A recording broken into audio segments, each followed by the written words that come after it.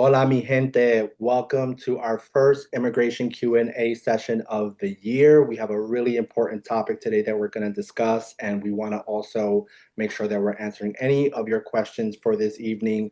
So I'm going to jump right into it. Today, we're going to be talking about the current state of play of DACA and TPS, and also giving some more information on the current landscape and what you can be doing to really keep yourselves protected and safe during immigration emergencies.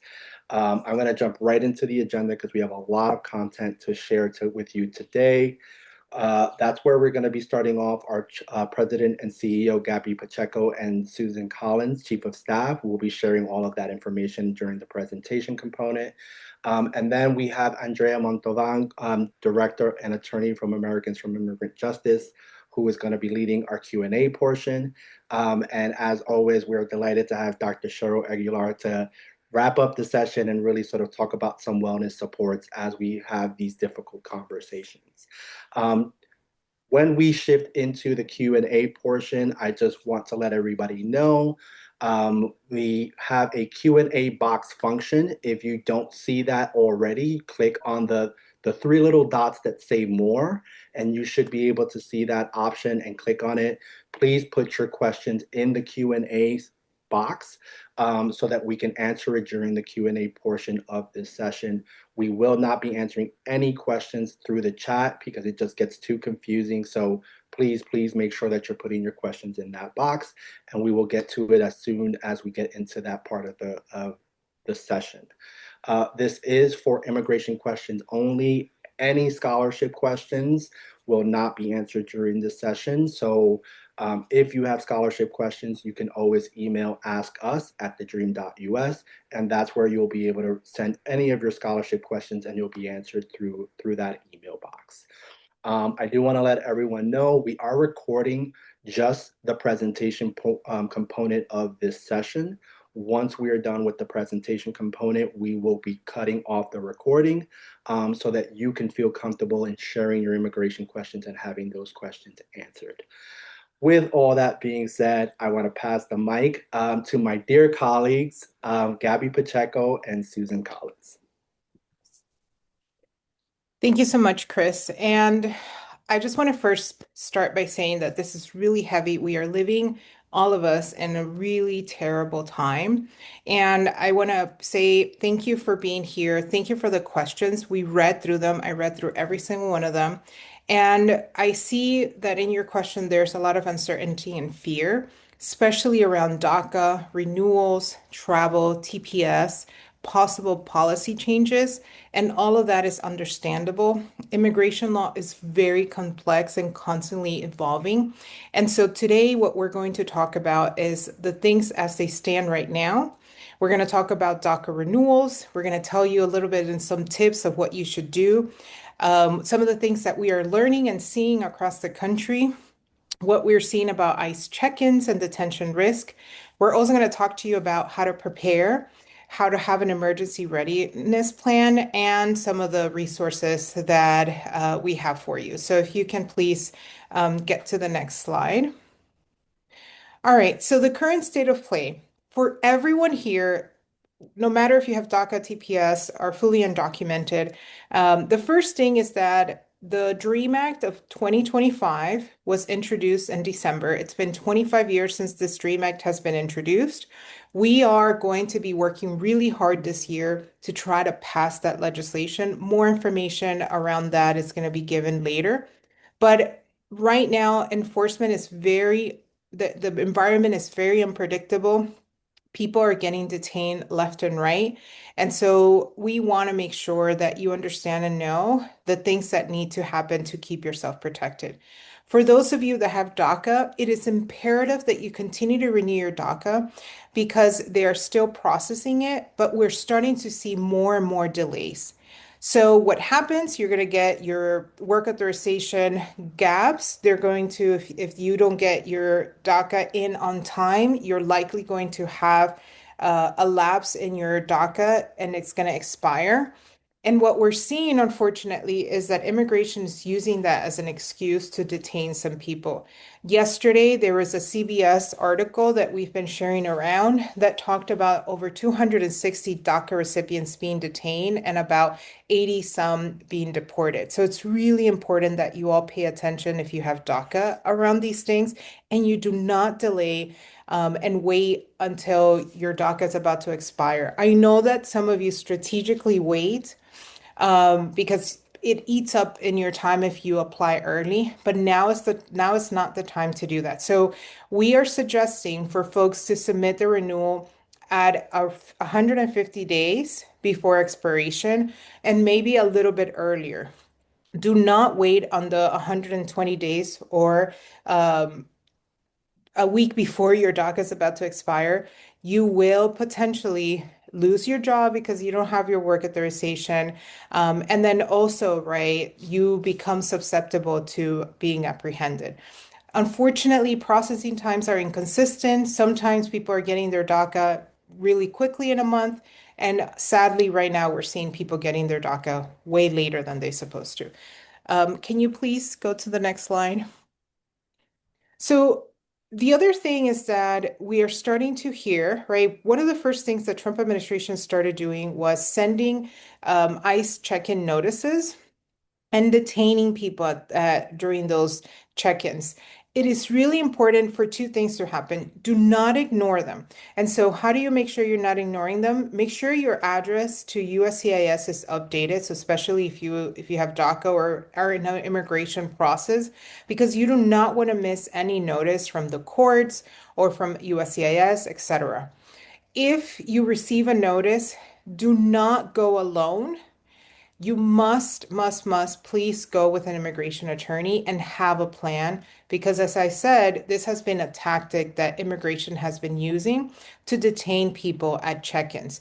So make sure that before you go to a check-in that you talk to an immigration attorney. You should have already have somebody identified, but that you also let your scholar advisor know so that they can keep us posted so that we can have a plan around what potentially could happen if you go to this check-in.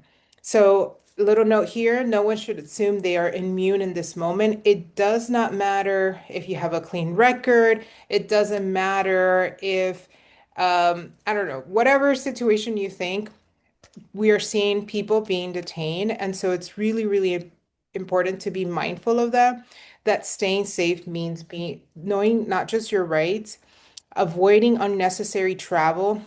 I know everybody wants to go to Puerto Rico. You know, we want to go with Chris to go see Bad Bunny and spend some time, especially if in New York you're shoveling your snow, right? And want to spend some time in warm weather. Unfortunately, right now it's not the time. So we have to make sure that we're staying ourselves safe. Being in the wrong place at the wrong time happens. And so we just got to minimize that risk. Next slide. Okay, so really quickly, here are some tips on ways to prepare. The first thing is you want to gather all your documentation and you want to ensure that you have your receipts and any correspondence you have had with immigration and make digital copies. For those of you that have ever applied for TPS or for DACA, you know how extensive these documents are and what they ask for. Keep all that together. Keep records of that you've been living in the United States. So that report card or that, picture that you have from kindergarten, put that somewhere, put a file together that shows how long you've been in the United States and store the originals in a safe place and make digital copies and make sure that a trusted family member know where to get that information if ever something was to happen. Um, Accidents happen, fires happen. I live in South Florida, hurricanes happen. So make sure you keep those places in a very safe place. And a digital copy would be really good to have. The other thing is making sure that someone has access to your A number. If you have an A number, you know what an A number is. If you don't have an A number, that's okay. But an A number really helps when if and in case something was to happen where you get detained, to be able to find you and know where you're at. And so it's really important that your family member or somebody that you know has that information. The other thing is, one of the suggestions that I've been seeing a lot of attorneys do is put together what would be a packet for a stay removal. Not that you will use it, but a stay removal request packet uses a lot of things that you don't want to wait until the last minute to be able to put this together. So, character letters, reference letters, all of that, you want to already have some of that, especially from people that know you. And I would say also learn about the habeas corpus legal procedure. Because if you happen to get detained, unfortunately, bonding out of immigration detention has become really difficult. And a lot of attorneys have had to use this legal procedure called habeas corpus to do that. Learn about it, just know about it so that you can act quickly and your family can act quickly if something was to happen. And the last thing I would say is find out who your member of Congress is. Go to their website, reach out to them, and ask them to please provide you the privacy release form for immigration and DHS. Sometimes there's one that DHS has overall. Sometimes there's one for ICE and one for CBP. Make sure that you ask for that and fill it out and sign it. You don't have to put an date on it just yet. Why we are asking people to have these forms ready to go is because it is really important that individuals who are have these forms when you get detained, it's hard to get these forms signed. And if we want to have congressional offices reach out and ask on your behalf, those forms need to be signed by you, giving them permission to act on your behalf. So these are some ways to prepare. The last thing I want to let you know is that it's really important that we have your correct email, your correct phone number on your ISTS profile so that you are getting information from us. We're putting a lot of stuff on social media, on our Facebook page, but as we learn things around TPS, DACA, etc., we're going to keep you informed. Next slide. Hi, everybody. Susan Collins here with TheDream.Us. I'm going to pick up where Gabby left off. And it's something that she's already emphasized, but it can't be emphasized enough. The most important thing that you can do right now is to identify an immigration attorney, set up an appointment, visit with them, have them review your immigration case. Maybe there's some relief there that they can identify. But either way, it's so important to have your attorney identified before any emergency happens. Um, Visit with them once a year, have them on call, memorize their number. We've helped families deal with immigration emergencies, and more often than not, they don't have an attorney retained, and that can cause a scramble in the heat of the moment. So please, please, please secure an immigration attorney. Second important issue is when you're approached by immigration agents, please know your rights. You have the right to remain silent, stay calm, and do not run. And if you are arrested, don't sign anything without speaking to an attorney. If you are detained, please know who to call. You need 3 numbers. You need your attorney's phone number, you need a close family member's number, and a close friend's number. And between these 3, they can help you get the documents they need, track your case, see what's happening. And one of them, please, should have the job of reaching out to your scholar advisor. Scholar advisors have been told by us, they understand that when they hear of one of our scholars facing an immigration emergency, they fill out this really simple online form of 1 page, giving us some basic information. And that alerts us and sets us into action to consult with your attorney, to coordinate with your family, to see what it is that we can do to help. Next slide, Chris. So with regard to informing your scholar advisor, the other important thing that they can do is make sure that pause is hit on your education plan so that you're not getting bad grades, you're not being treated as a no-show. They can put your academic situation on hold through setting an incomplete, talking with your professors, coming up with an emergency withdrawal, etc., so that your education is paused, not harmed in any way, your grades, grade point average, and when you're able to return, they're able to coordinate and figure out a way to transfer you back in so that you can continue your education. It's super important. They also are good sources of like a resource. They might know local attorneys. etc. So when I'm done, I'm going to put some links into the chat that'll give you access to this response form that I'm talking about. They can also be helpful in the case of deportation, either through continuing with online schooling or getting your credits transferred to a college abroad, etc. Next slide, please, Chris. So again, most important thing, get an attorney, have them on call, and memorize the 3 phone numbers of a family member, your attorney, and a friend. Next slide. So last thing that I wanted to share, so clearly you all know, Gabby has kind of laid out clearly, dreamers are getting caught up in enforcement. That's unacceptable. We clearly need to change our laws. You all deserve protection and make sure that all dreamers can stay in the US without fear. But we can't do this work without you. I've seen firsthand, I actually worked in Congress for 17 years. I worked for Congressman Luis Gutierrez, who was a champion of immigrants and immigrant rights. And his work was made so much more powerful by meeting you all, knowing your stories, and lifting up what your experiences were, those of you directly impacted by our broken immigration system.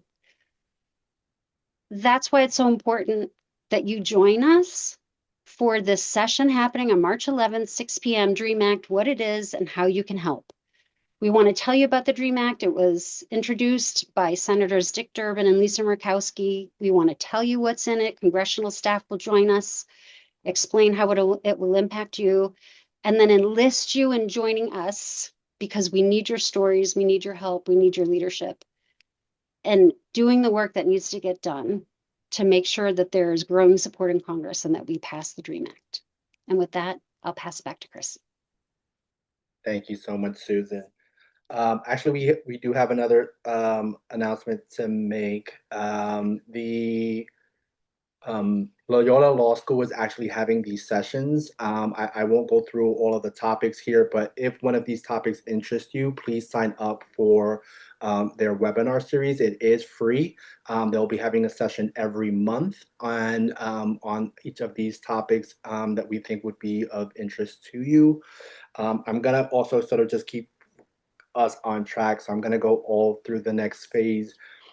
We also want to let everyone know that we are working with Mission Asset Fund to provide DACA renewal grants, right? As both Susan and Gabby have mentioned, we are seeing delays in processing of DACA renewals. So we want to make sure that there's nothing that is delaying you from submitting your application at least 150 days in advance of the expiration date, right? We used to say 120. That's no longer the case. You need to be doing this at least 150 days to account for those processing delays and make sure that you are renewing and able to receive your renewal before it expires. Through our partnership with Mission Asset Fund, we will be able to provide you a grant to cover the full cost of your renewal. To account for you actually applying for the funds, we would say if you're going to apply for the funds, it should be actually 200 to 150 days that you're at least applying for the grant so that you have those funds in your hand at that 150-day mark and can go ahead and submit your application. We really encourage folks to file online because it does seem to be a little bit of a quicker process, at least in them receiving the information.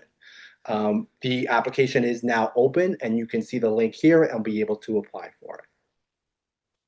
I also want to note that we have one-on-one immigration screenings available to you all. This is a one-on-one appointment with an immigration lawyer who will be able to talk to you about your own immigration history and really provide you some information on what are the potential pathways that you may have to adjust your status, understand your immigration history, and really, hopefully, again, if there is an option available for you, be able to work in advising you on how to pursue that option.